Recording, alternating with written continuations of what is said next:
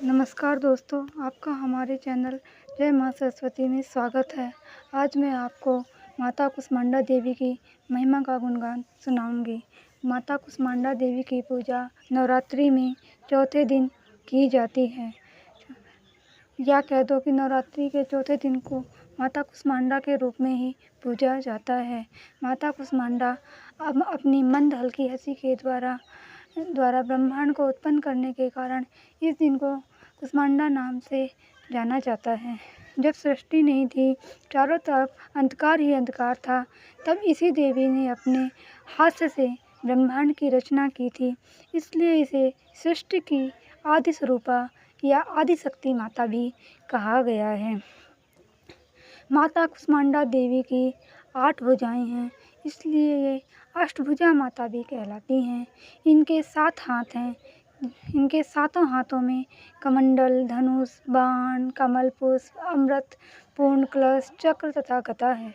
8वें हाथ में इनके सभी सिद्धियों और निधियों को देने वाली जपमाला रहती है।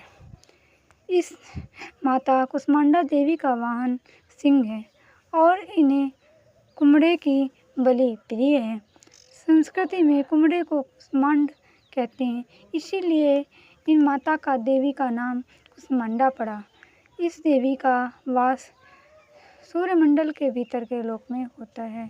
सूर्यलोक में रहने की शक्ति क्षमता केवल इन्हीं कुष्मांडा माता में है, इसलिए इनके शरीर की कांति और प्रभा सूर्य की भांति ही दैदीप्यमान होती है।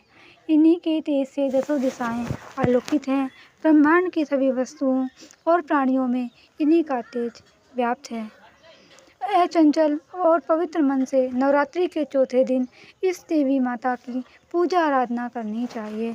इससे भक्तों के रोगों और शोकों का नाश हो जाता है तथा आयु, यश, बल और प्राप्त होता है।